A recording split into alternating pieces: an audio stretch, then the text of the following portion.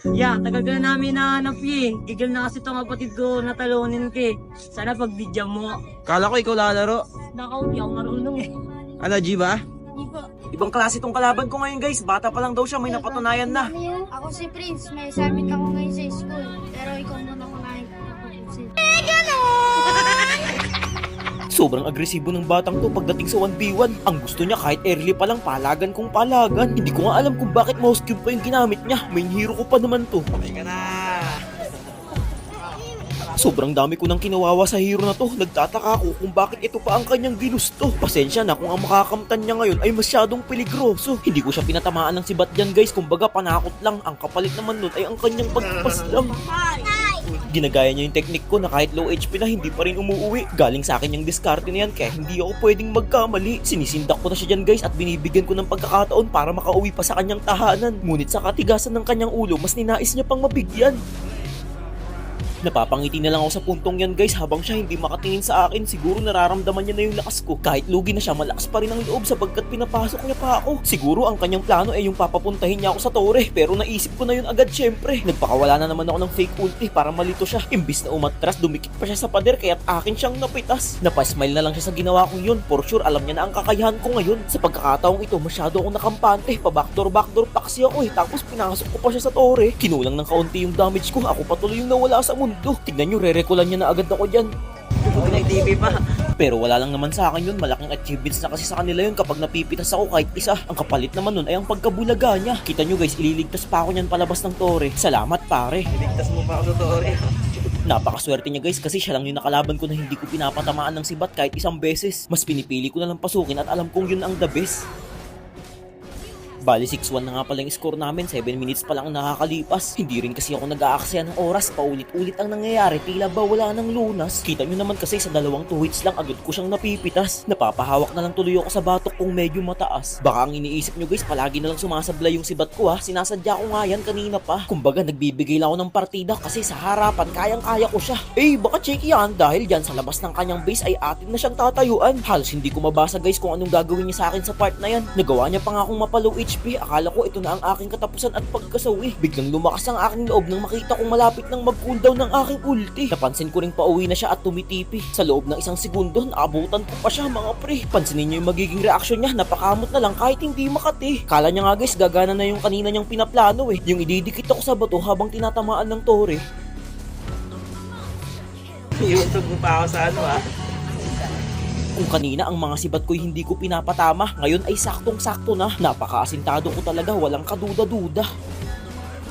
11-1 na yung score namin pero okay lang kasi nakaisa naman siya kahit papaano. Yung ibang ang nakakaharap ko hindi nakaka-score at nanatiling 0. At ayun na nga guys, sa huling sandali hindi na nagmintis lahat ng skills kong binibitawan. Napakalaking tulong nun para ang laban namin ay wakasan. Sa mga gusto nga rin pala akong makalaban guys, layuin nyo lang ako dito sa Cavite. Hindi na kayo mamumroblema sa internet kasi papakunikin ko kayo ng libre. Nice game.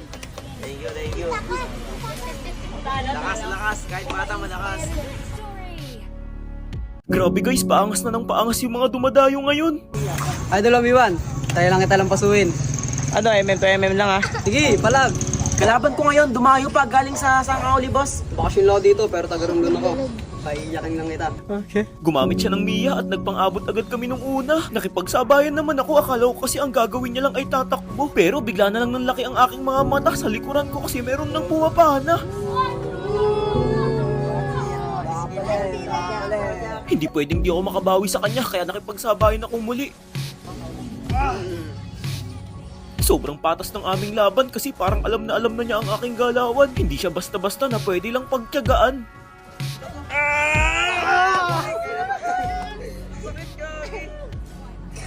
Halos nagpapalitan lang kami ng mga pagbawi pero tila ba nagbago ang aking ngiti.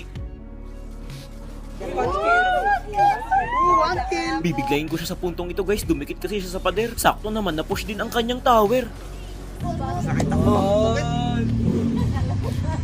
Bago mag-umpisa ang laban kanina guys, sinabihan ko siya na pag na 4 kills niya ako, bibigyan ko siya ng skin. Pero bakit ganun? Pinagsikapan niya naman talagang kunin.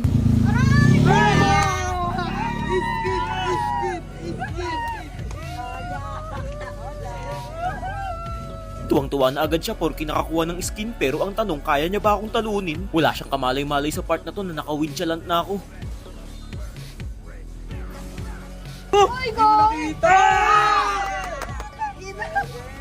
Masyadong napaaga ang aking pagdiriwang. Akala ko di niya na ako kaya. Tingnan nyo nang mangyayari dito ha. Sa pagkakataong ito, halos magiyawan na lahat ng manonood kasi alam nila kapag may nagkamali dito, may mananalo na. Patay oh.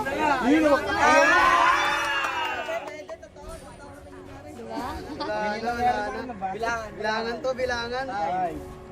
4. Crips, tapos crips.